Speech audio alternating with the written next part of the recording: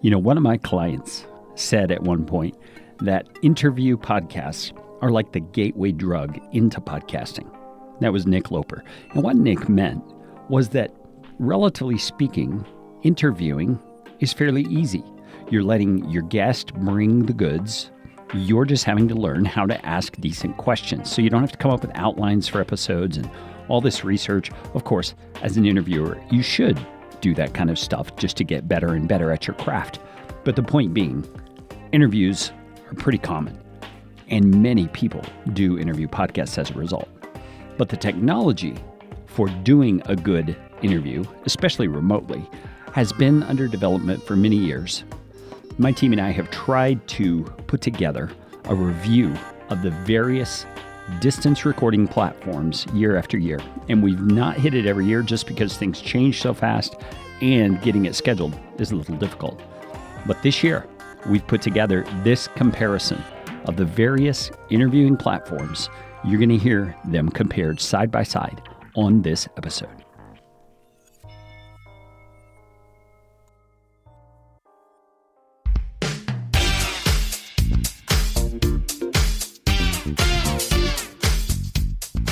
My name is Kerry Green, and I am the Client Happiness Guy at PodcastFastTrack.com, and this is Podcastification.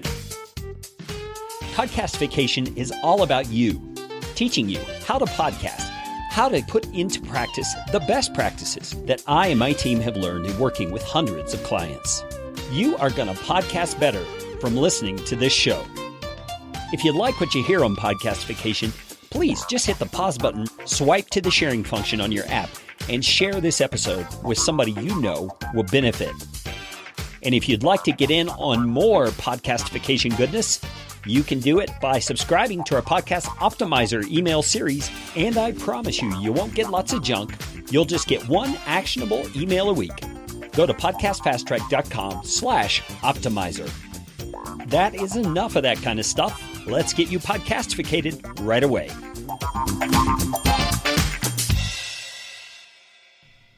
Okay, on this remote recording episode, I wanted to set the stage by telling you some of the ground rules that Aaron, my handyman, right-hand man, audio wizard guy, and I were playing by as we did these recordings. First off, let's talk about the equipment. I am using a Samson Q9U microphone, and that is a USB microphone directly into the computer. I am doing no compression on it on any of the tracks that you're going to hear that were recorded into the platform. I am doing no effects, no noise reduction, no nothing on any of my tracks that you're going to hear. Now, Aaron, on the other hand, was using a Rode Podcaster USB mic directly into his computer. And again, no compression, no effects, no noise reduction, no nothing on any of Aaron's tracks within those recording platforms. So both of us are using decent USB mics, and both of us are in fairly quiet rooms. I'll let you know right up front, Aaron's room was a little bit noisier than mine was because it was just a normal type of room. My room was my recording studio. So you're going to hear a little bit of difference in the room tone and the noise there. As we get into these recording platforms, we're just going to go through them alphabetically based on the name of the platform, so as to not shade any prejudice in any direction on any of the platforms. When we get to each platform, I'm going to introduce the platform, tell you some specifics about it from our perspective, and then we're going to go into the demo. Hope you enjoy this. This is the 2022 Remote Recording Platform Showdown.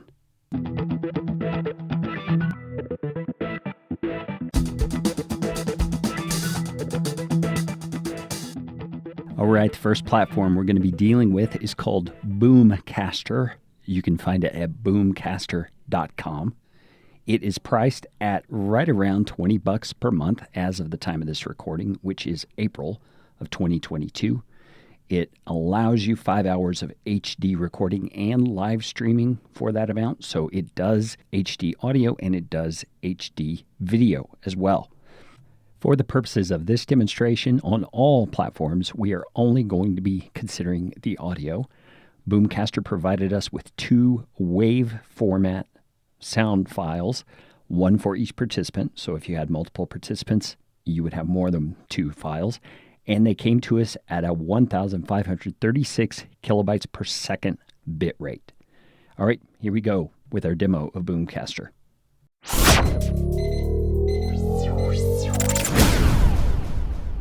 Okay, we are now in Boomcaster. What do you think, Aaron? Boom. No, unlike the name suggests, there wasn't any super spectacular stuff. I did like the launch screen as a guest when it lets you in. It kind of explains the process of how it's going to record, and it gives you 3 tips for a better recording. Make sure your headphones are plugged in, and please wear headphones. And then if you're on a laptop, make sure it's plugged in. There was another one, but I don't remember it. Yeah. I had the same screen, and I appreciated that as well.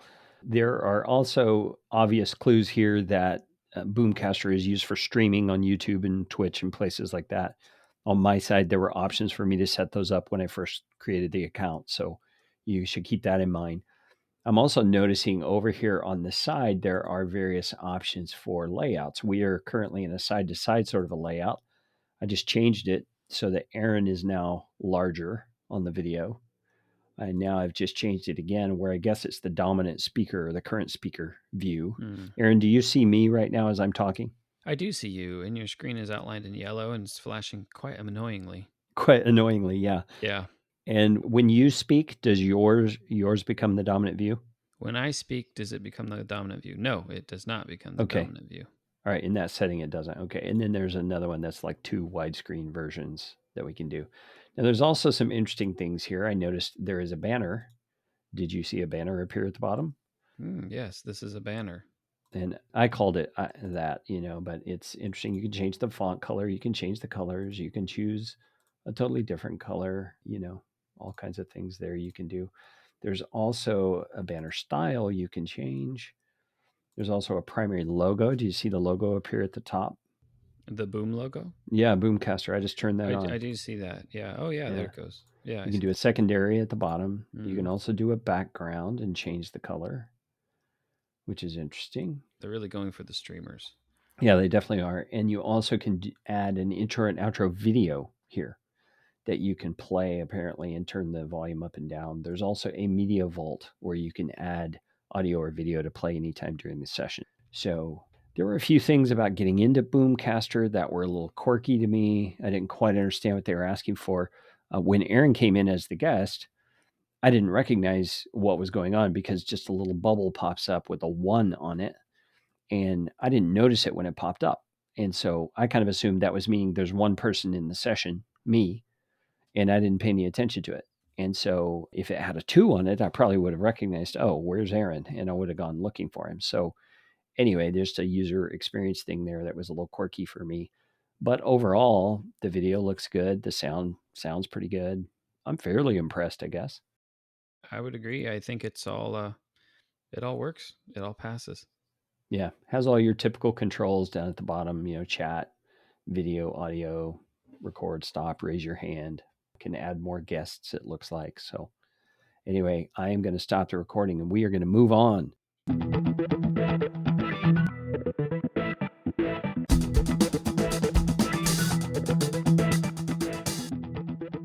Okay, we're moving on to a platform called Cast, C-A-S-T. You can find it at trycast. I'm going to spell that for you. It's https://tryca.st. Cast has a free 1-month trial. You can give it a shot. Has a $10 a month package for 10 hours of recording time per month. Unlimited editing and mixing, so you can do editing and mixing inside the platform. They also provide podcast hosting, unlimited at that point, and you get 1 RSS feed if you use that as well. There's also a pro account at $30 a month. Various different options on that. Now, Cast provided us a mixed audio file. So Aaron and I both were on the same track in the file we downloaded. It's an MP3 format at 128 kilobytes per second. Now, I don't know on some of the higher plans if you would get split tracks for that or not. We did not go that far into it, but let's move ahead with our demonstration of Cast.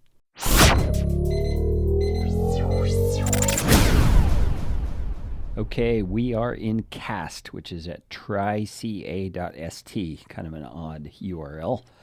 And this one appears to be audio only. Aaron, what was your experience like coming in as a guest? It was real simple. Everything was on one page. Asked for my mic and helped me set up my headphones. It put my name in all on that one little pop-up, and then it put me right into the room. And the room is real nice and clean. There's a nice button thing showing that it's recording. It shows my icon, Carrie's icon, and it shows who's talking. It's really very clean. I like it. Yeah, very simple. Looks like you can do some chat as well at a show note, which I don't know exactly what that means. Maybe it's like taking notes on the recording itself. Notice also that Cast has what they call an editor and a publisher. There's two different tabs. The editor, I'm assuming, is just audio editing sort of a software. And then the publisher, I don't know. Maybe they are a media host as well. That's what that sounds like to me. So anyway, overall, yeah, Cast seems pretty simple. We are on a free trial plan, so if you want to try it out, you can go to tryca.st and sign up.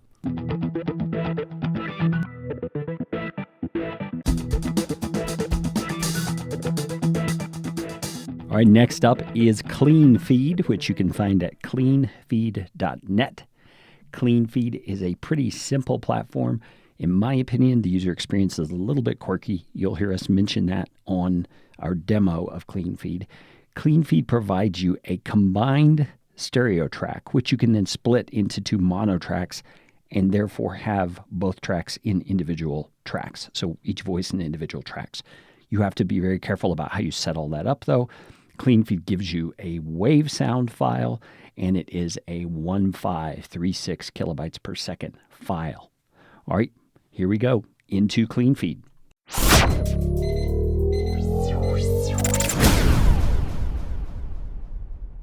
Okay, so here we are in Cleanfeed.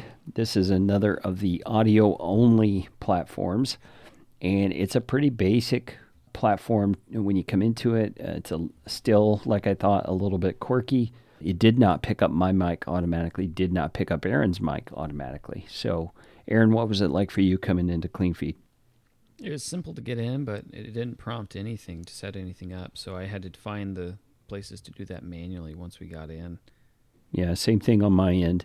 We actually noticed that each other's microphone sounded terrible, and that's what made us do the hunting for the other settings.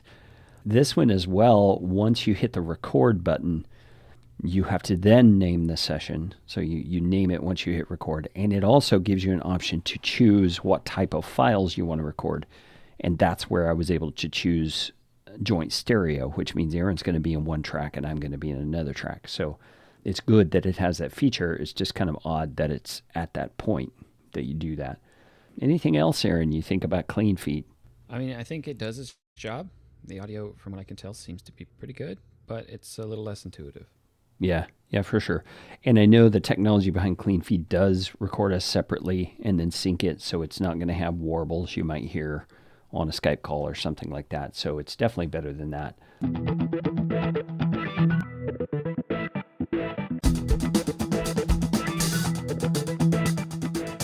The next platform we are going to demo for you is called Clearcast. You can find it at clearcast.io. They have three different plans. They have a $0 a month evaluation plan. It's going to give you MP3s at 44.1 kilohertz, 320 kilobytes per second, and you get 20 minutes of record time. There's a $25 plan that gets you up to 10 hours of record time, and then a standard plan, which is $40 a month, that is 40 hours worth of record time. When we used the free plan just to evaluate, it did give us split tracks, so one for Aaron, one for me, in MP3 format and 320 kilobytes per second. All right, let's move on to the demo of Clearcast.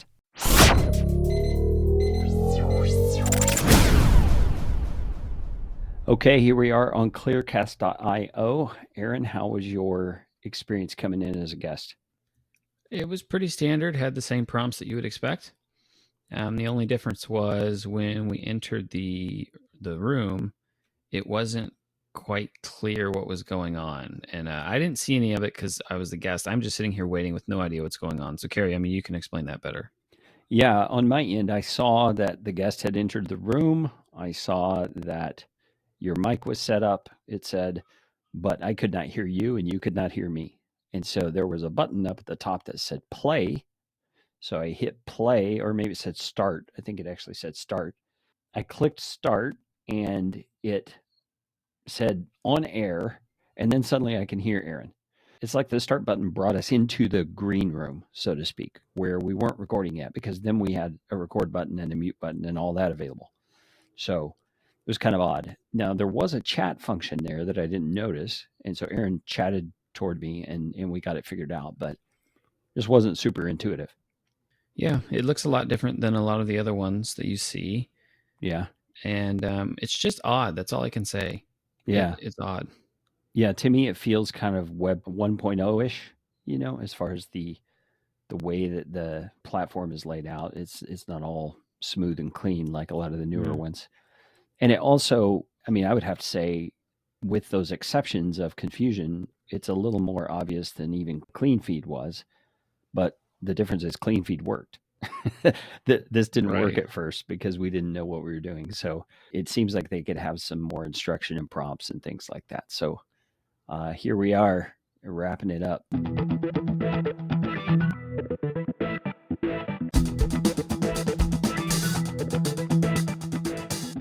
Our next platform is Iris, which you can find at iris.fm. Iris has 3 different plans, and it is an audio and video platform. There's a $9 a month plan, which gives you 2 hours of recording and high-quality separate files. There's a $19 plan, which gives you 5 hours of recording and high-quality separate files, and a $29 a month plan for 10 hours of recording and lots of other stuff in both those latter plans. Iris provided us upon download with video files, obviously, but also in the audio category, the Iris files were WAV files, and they were at 768 kilobytes per second. All right, time for us to get into Iris.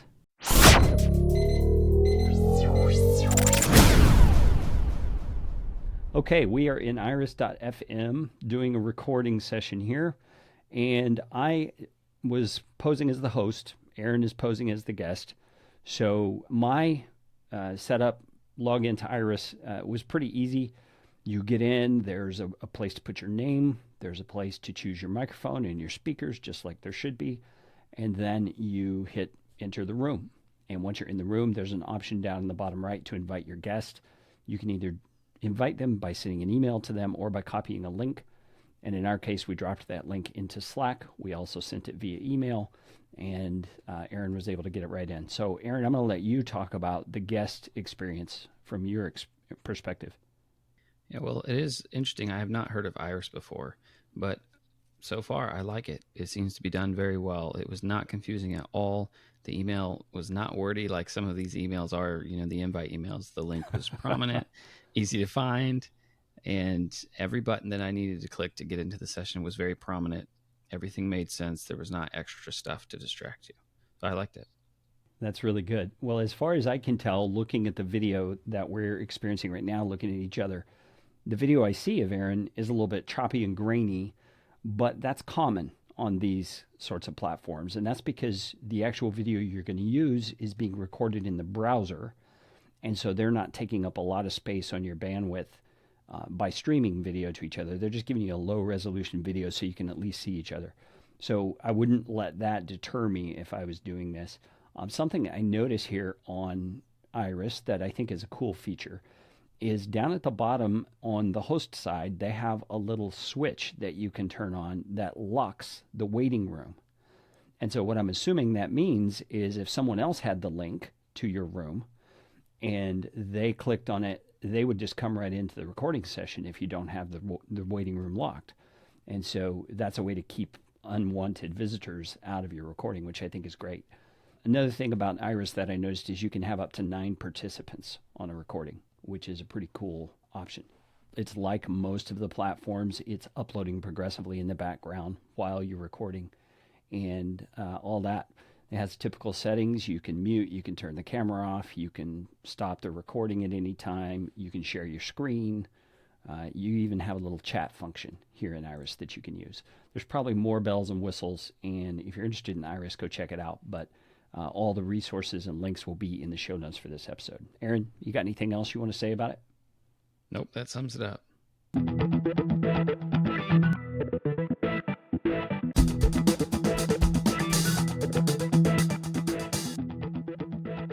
All right, the next platform that we are looking at is remotely.fm. Remotely, it is an audio and video recording platform. The audio plan is $15 a month. That includes 5 hours of recording and $2.99 USD per additional hour. The audio and video plan is $25 a month, includes 8 hours of recording and $2.99 per additional hour beyond that. When we recorded on Remotely, it did provide us with separate audio files for each participant in WAV format at 768 kilobytes per second. All right, here's our demo of Remotely.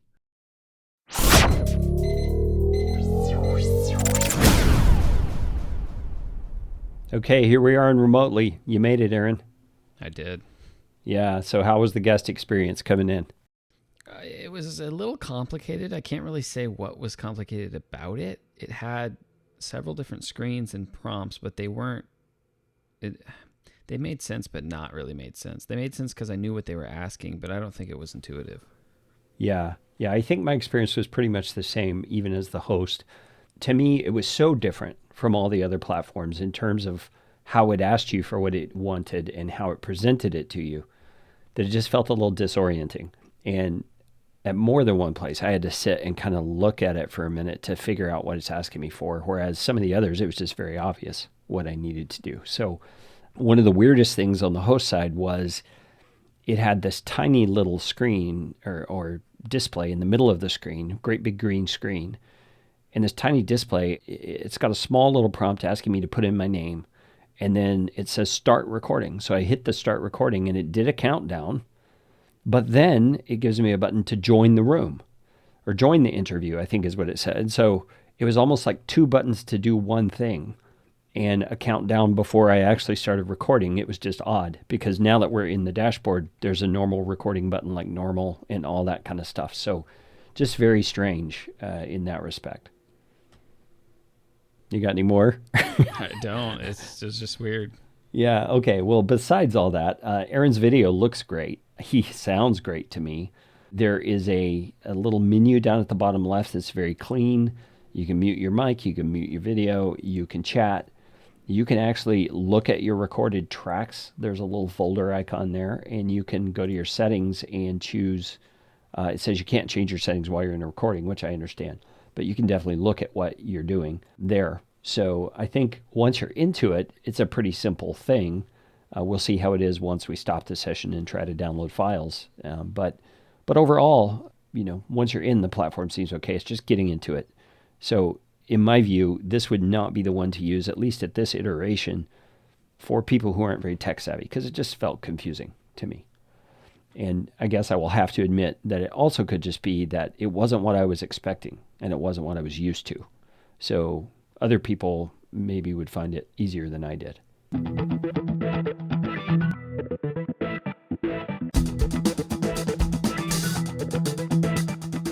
All right, our next platform is Riverside.fm. I have to start out here by saying that I am an affiliate for Riverside, so any links that you see linking to Riverside will be affiliate links, which means I get a little bit of payment if you go to Riverside. But all that said, being totally objective here, I've had my issues with Riverside in the past. I've had other things that they've addressed right away. So as we get into this, you can find it at Riverside.fm. They have 4 different plans. They have a basic plan, which is 2 hours per month for $7.50 a month. They have a standard plan, which is $15 a month for 5 hours a month. They have a pro plan that can record 15 hours per month at $24 per month. And then they have an enterprise plan, which you have to book a meeting and go through a sales call to set that up. Now, having said all that, Riverside is high-quality audio and high-quality video. There are all kinds of bells and whistles, like streaming on some of the plans, including transcriptions on some of the plans, can accept live call-ins on some of the plans, that sort of thing. So this is all Riverside. When we downloaded our files from Riverside, we were provided with 2 audio files that were WAV files at 768 kilobytes per second, and we got the video files as well. So let's dive in to our demo of Riverside.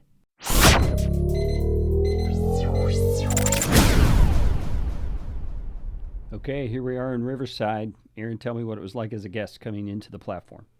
It was a little easier than the others because the others would take you through a couple different screens to make sure your mic was good and your headphones were good. But this was all on one screen. It was very easy to figure out. It was all there sequentially, and it worked pretty well.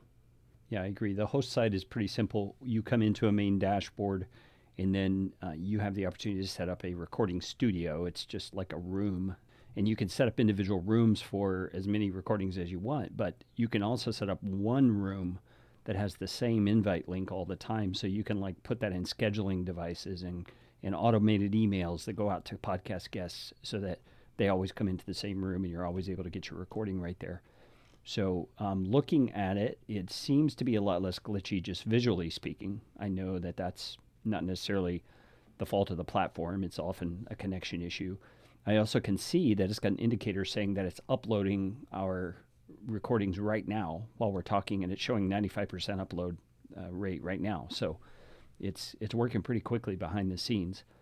There are also functions here for the normal things, your microphone, your camera, your speaker. You can share your screen. It shows that there is a beta feature of marking a clip. I noticed also over here, I'm going to go and give you an example here. They have a media section where there are files you can use in your recording, stuff like this.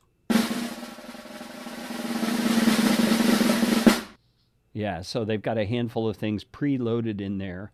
Looks like you also can add your own stuff. So if you wanted to try and avoid an actual podcast production process and felt like you're pretty good at speaking and don't need a lot of editing on your own vocals and your guest vocals, you could actually put in your intro, your outro, things like that, speak over them. It does have a volume slider, so you can turn it up or down.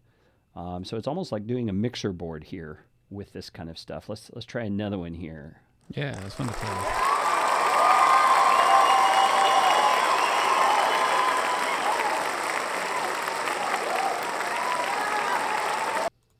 Okay, I just paused that as I was playing it. I was trying to turn the slider down and it would not turn down. So I don't know what that's about. Let me try something else and see if I can get it to work.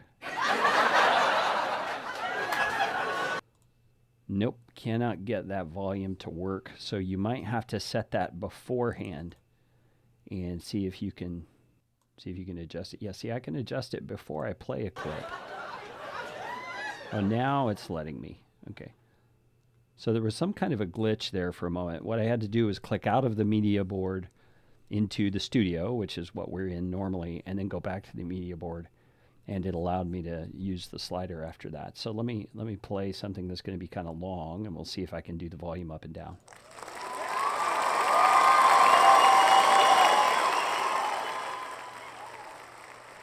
Yeah, so that's pretty cool. And then I just paused it, but that's kind of a cool feature. What do you think of that, Aaron? Yeah, that's really neat. It kind of makes me want to play around with it.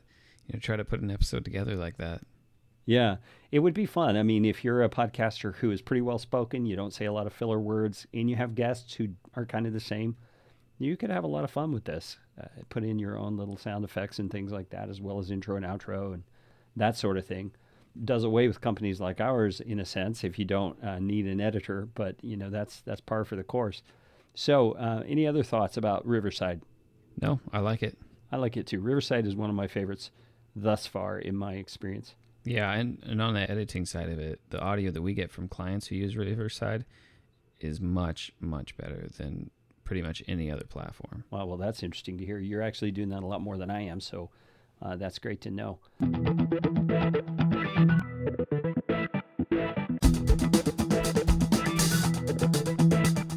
Okay, the next platform up to bat is Squadcast. You can find it at squadcast.fm.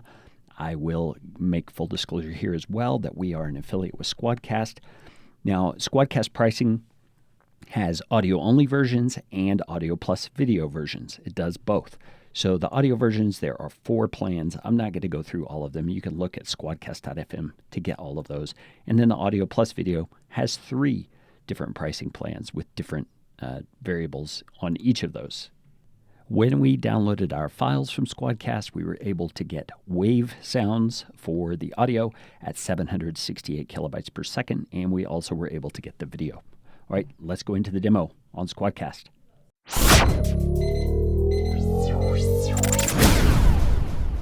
All right, everybody, here we are in Squadcast. And this was very similar to everything else. They're really starting to standardize these things. Not officially, but they're learning what works, and that's really nice. Getting in as a guest was very easy, very simple.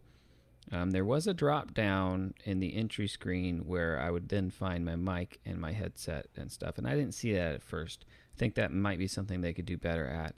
But other than that, everything is good. Sounds great, looks great. I like it. Now, most of these recording platforms have a countdown after you hit the record button, 6, 5, 4, 3, 2, something like that. Squadcast did not have that on the host side, which I thought was kind of interesting. I notice also on the host side, you have your standard controls, a chat, an invite button, share screen, hide your camera, mute your mic, all those typical things. But Squadcast to me seems a lot simpler. They don't have lots of extra buttons and things.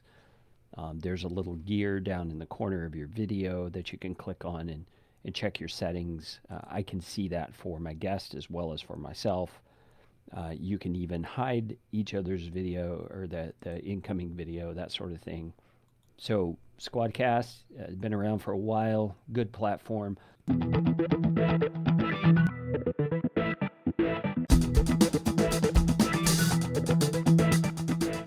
The next platform we're featuring is Welder. Now, Welder is primarily a live streaming platform, but I know a lot of people who use it for podcasting, so I thought we would include it. They do have a free version that has a whole lot of cool stuff, including video. They have an everything plan at $20 a month, and then a yearly plan that gives you a bonus discount of sorts, and then a business plan. Now, when we downloaded our file from Welder, it is an all-in-one MP4 file. That's video. It will have the video and the audio, but it's just one file. So for those of you who don't know the significance of that, it means we can't edit the voices separately. We have to edit them all combined in one track. All right, let's go on to our demo of Welder.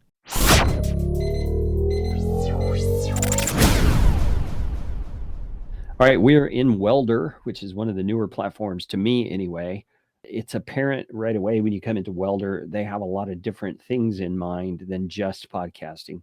They are using it for streaming. I noticed you can set up places like LinkedIn, Twitch, places like that, so that you can use Welder as your recording studio, but it goes live to those places. I'm assuming YouTube was on there, maybe even Twitter, because they have a live thing now. We had a little bit of a glitch when we started the recording. We were not in one of the views that's called dominant speaker view. That is just an option you can use for how it displays on the screen for people who are viewing. And because we were not in that view, it didn't allow the recording to start. But when I switched back to that view, it started right away. So anyway, that's all just kind of dashboard platform specific issues. Aaron, what was it like as a guest coming into Welder? The coming in was very simple. It was much more simple than any of the other things we've looked at today. But it was simple because it did not prompt me to set up my mic or my headphones. That was something I had to do once I was in the room, and I had to find the settings cog and do it. It's not hard to do, but there were no prompts. So it's not as good for someone who knows nothing about tech. Okay, so if you're a host and you're going to use Welder, you would need to be very familiar with the platform so you can walk your guests through how to find their settings and that sort of thing, which can be problematic because if it's set up in such a way that they can't hear you because they have the wrong headphones selected, you're going to have a hard time doing that. In Welder here, let's see, I see the invite button. I see you can share your screen. You can mute your video, mute your audio. You also can change the way your screen looks. You also can screen share with participants in different modes. And I assume you have to turn on screen share before you can do that, which I don't think I've got that set up right now, screen share, because those are all grayed out. But anyway, it's my understanding Welder also uploads high def video and high def audio in each browser. So that's pretty much becoming the standard for these kinds of platforms. And the downloading on all these platforms isn't quite the same how you get to it, but it's usually something you can figure out as a host. And once you've done it, you'll know where it is. So Aaron, do you have any other thoughts about Welder? I will say that the audio is not quite as good as Riverside. It's not hollow, but it just doesn't have the body that Riverside does. At least on Okay. my end, and that could be connection, that could be headphones, could be a number of things.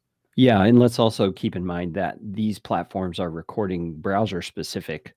And so Aaron's recording in his browser, I'm recording in my browser, and they may stream a less quality audio, which is what we would hear, just to save bandwidth and make their upload faster. You just never know. So, one thing about Welder that I do notice is there's no indication right now that anything is uploading behind the scenes.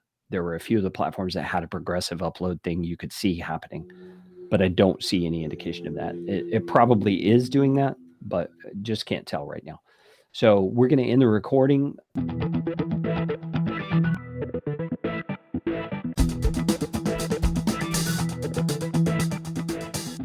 Zencastr, Zencastr.com. Zencastr's been around for quite a while. It had a little period of time there where it had glitches in the audio syncing. That was a couple of years ago. A lot of things have changed since then. It is vastly improved. It now has video as well, and even other things. So Zencastr has 2 plans. That's it. Has a free plan, which hosts up to 4 guests, 1080p video recordings, recording in high quality MP3. You can do some audio and video mixing if you want to pay a little extra for that. That's the free plan. There's also a $20 a month plan. You can host up to 4 guests.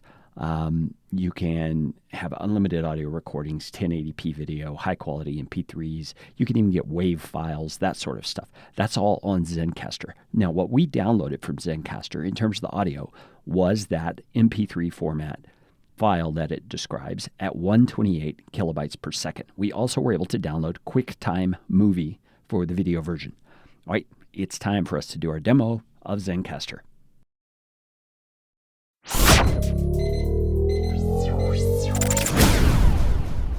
Okay, here we are on Zencastr. Zencastr's been around for quite a long time, and they had some hiccups a few years back with various tech issues, but it seems to be much better. Aaron, what did you think? Yeah, I would compare it to the ease of both Zoom and Iris. Yeah. You think which is easier, Zoom or Zencastr? Zencastr might actually be easier. Yeah, now Zencastr also is going to be recording high def audio and high def video. So, Aaron, talk to me about the layout and the experience from a guest side. Well, the experience getting on was very easy to do. Buttons were easy to see. Everything made sense, was labeled very well. The experience is pretty much the same in the user interface. It's very clean. I can see Carrie. I can see me. I have settings to change my mic, mute myself, turn the screen off, those sorts of things. It's very much like the other ones we've just tested. Yeah, I agree. Zencastr has come a long way in the last few years, and they've added high def video just in the last 6 months, I think, from the time of this recording. And I'm sure the other platforms probably do this, but it's a little more obvious that it's happening on Zencastr. And that is, it's doing a kind of a tech check as you come on. You may not even notice it, but down in the bottom, it'll say that it's checking your mic, it's checking your audio to make sure everything's connected well. So it's pretty cool. Part of the situation with Zencastr as well is I can do a little drop down as a host on both my track and Aaron's track, and I can see if his health check passed. I can see what mic he's using. I can see if everything's working down there, which really is a pretty cool feature for a host. Might mention as well that Zencastr also has a chat built in, so you can chat while you're talking. Any other thoughts, Aaron? No, well, I mean, the option for you to see the health check of the guest is very, very cool. It's nice. It even shows where they're storing the files, if that is something that they've allowed you to see, and it shows you the speeds of their connection as well, so you can easily troubleshoot issues. So I like that. Yeah. I am also noticing that Zencastr has a little thing here called footnotes. And if you type something in there, it will timestamp the little note that you just did. That's pretty cool. I'm sure that's a file that you can download along with your audio and video so that you then have some editing notes, perhaps, is what that's for. So that's pretty cool.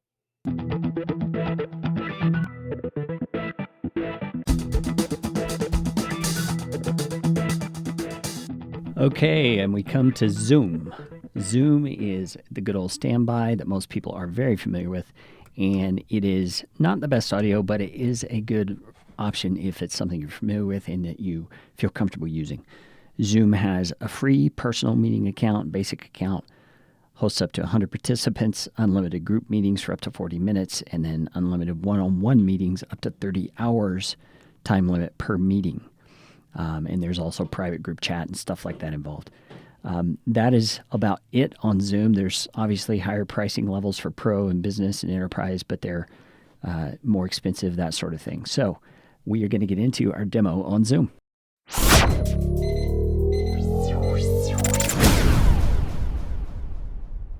Okay, last and maybe least, I don't know, is Zoom. We know that a lot of people use Zoom just because they're familiar with it. And especially during the COVID shutdown, everybody kind of learned how to use Zoom because they had to in many respects. But a lot of podcasters do use it for audio recording. So we thought we would throw it in here. In case you're not familiar with Zoom, Zoom is an app where you have to sign up for an account online and then you have to download software to your computer. So right there for me is a tech challenge that non-tech people may be challenged by. And therefore, it's not the best option in my view. But Aaron and I are here on the call. Aaron, how was the process of coming on as a guest? The process was fairly simple. I did have a little bit of issues with my headphones this time around. It didn't prompt me to set everything up. So I had to go into the settings and do that, which unlike some of the other platforms, it doesn't actually have a settings cog. And it doesn't actually have a noticeably easy to find setting for it. So it's underneath the setting at the bottom. There's a little icon of a mic. There's a little arrow next to that. You open that and you can find settings for your headphones. Yeah, and we are doing audio and video. One of the things about Zoom that's a little different than many of the other platforms is Zoom is recording what is going across the internet. So the sound that you hear, warbles and all, glitches and all, that's what you're recording. It's one of the reasons I don't prefer Zoom is because I'd rather have a cleaner audio that's being recorded on both sides. Zoom also is doing a compressed form of audio, even at the highest settings, because it's more majored on the video portion and wants to make sure there's clear video, and the audio is kind of a secondary thing for Zoom. Zoom also is not built for media recording. It's built for video conferencing. And so the audio really doesn't have to be high quality stuff, but the video really does. So that's what we got to say about Zoom. If you are using Zoom consistently and you feel comfortable with it, I guess that's a good thing for you to continue with. But we always recommend to our clients that you go to a different platform because Zoom is not optimized for audio. Aaron, you've had a lot of experience with Zoom from the editorial side or editing side. What's been your experience with Zoom compared to the other platforms? Yeah, you can tell a Zoom file just by listening to it because of those warbles and those glitches from it recording what's going over the internet. And as an audio editor, it's not the best to work with. I enjoy giving clients a good product, and I can't always do that with Zoom. Zoom also uploads your files to the Zoom platform, and you will get a email when it's all finished telling you, here's your files. You can go on, and I believe you can download the individual tracks for yourself and for your guest, and then a combined track as well. You can also download the video, but it all happens on your Zoom account online, and you have to go there to get it. Whereas the other platforms, almost the minute you're done recording, you can just download them because they're progressively uploading as you record. So I guess that's all we got to say about Zoom. Hello. Okay, that is the 11 top distance recording platforms that we could find. There are other platforms out there for sure. We may have missed some. Some of these are brand new. Some we had to scrounge up. And there were a few that we tried that just simply didn't work very well. And we didn't feel good even demoing them. Now, we did try Ringr, and we had some issues. I'm going to play our audio for that portion right here.